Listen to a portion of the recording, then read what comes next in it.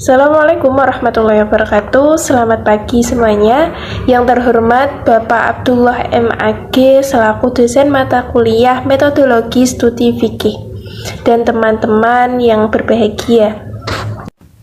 Puji syukur marilah kita panjatkan kepada Allah Subhanahu wa taala yang telah memberikan nikmat sehat kepada kita semua sehingga kita dapat mengikuti perkuliahan pada pagi hari ini.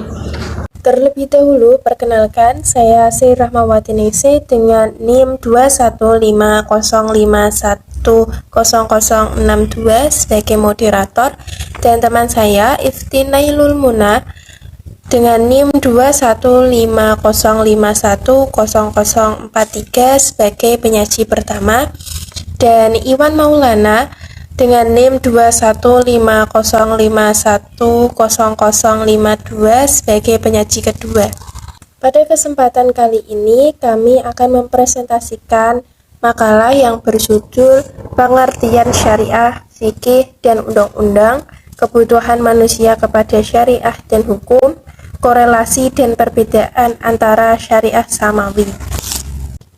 Selanjutnya adalah penyajian materi yang akan disampaikan oleh Saudari Ifti Nailul Muna dan Saudara Iwan Maulana.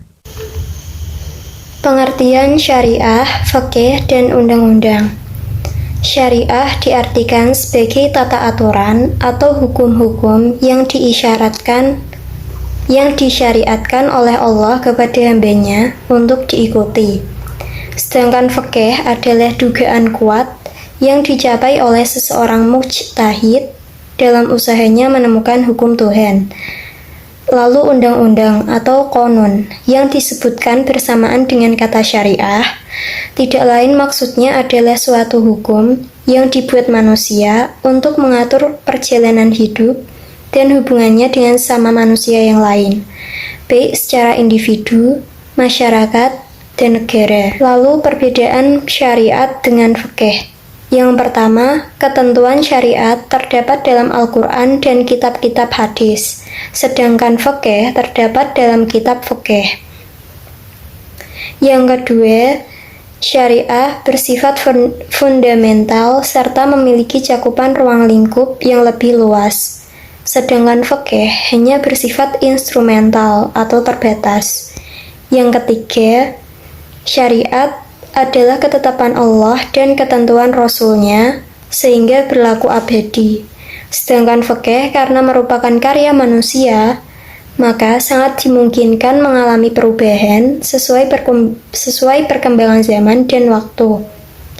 Yang terakhir, syariat menunjukkan konsep kesatuan dalam Islam, sedangkan fikih menunjukkan keragaman pemikiran yang memang dianjurkan dalam Islam.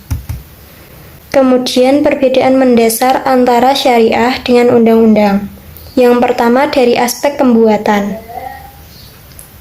Qanun merupakan produk manusia, sedangkan syariat Islam adalah produk Allah. Qanun sesuai dengan sifat pembuatnya atau manusia, maka terdapat kekurangan, kelemahan, dan keterbatasan. Berbeda halnya dengan syariat. Ia adalah produk Allah Subhanahu wa taala yang memiliki sifat-sifat kesempurnaan Tuhan semesta alam berupa kekuasaan, kesempurnaan, dan keagungannya. Jangkauan Allah yang meliputi apa yang telah, sedang, atau akan terjadi menjadikan syariat selalu sesuai dengan perkembangan zaman dan tidak akan mengalami perubahan serta pergantian. Yang kedua, aspek waktu berlakunya. Qanun sebagai produk manusia bersifat temporer untuk mengatur setiap perkara dan kebutuhan manusia. Seringkali qanun atau aturan muncul setelah terdapat masyarakat. Hal ini menyebabkan qanun yang saat ini relevan dengan keadaan masyarakat belum tentu relevan di masa mendatang karena perbedaan. Selanjutnya adalah kebutuhan manusia terhadap syariah. Terdapat alasan yang melatar belakangi manusia membutuhkan agama. Alasan tersebut adalah fitrah manusia. Dalam hal ini dapat dijelaskan bahwa insan adalah manusia yang menerima pelajaran dari Tuhan tentang apa yang tidak diketahuinya. Manusia secara kodrati merupakan ciptaan Allah Subhanahu wa Ta'ala yang sempurna bentuknya dibanding dengan makhluk lainnya, yang telah dilengkapi dengan kemampuan mengenal serta memahami kebenaran dan kebaikan yang terpancar dari ciptaan. Kebutuhan manusia terhadap hukum. Kehidupan manusia meliputi segala aspek dan kehidupan yang ingin dicapai, mengharuskannya untuk memperhatikan semua aspek hukum yang terprogram dan teratur. Manusia membutuhkan beberapa hukum di dalam kehidupannya. Hukum tersebut meliputi yang pertama, hukum-hukum yang berkaitan dengan ibadah kepada Allah. Contohnya wudhu, sholat, puasa, haji, dan yang lainnya. Yang kedua, hukum-hukum yang berkaitan dengan masalah kekeluargaan. Contohnya pernikahan, talak, nasab, persusuan, nafkah, dan warisan. Yang ketiga, hukum-hukum yang berkaitan dengan perbuatan manusia dan hubungan di antara mereka, seperti jual beli, jaminan, sewa menyewa, pengadilan, dan yang lainnya. Hukum-hukum yang berkaitan dengan kewajiban-kewajiban pemimpin atau kepala negara. Contohnya menegakkan keadilan, memberantas kezaliman, dan menerapkan hukum-hukum syariat serta yang berkaitan dengan kewajiban-kewajiban rakyat yang dipimpin. Yang kelima, hukum-hukum yang berkaitan dengan hukum terhadap pelaku-pelaku kejahatan serta penjagaan keamanan dan ketertiban. Contohnya hukum termasuk pembunuh, pencuri, perampok, dan yang lainnya. Pengertian syariah samawi.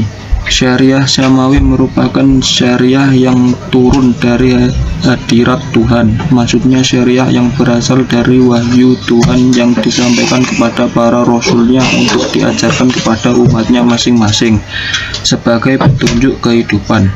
Ada 3 agama yang termasuk agama samawi, yakni Yahudi, Nasrani, dan Islam.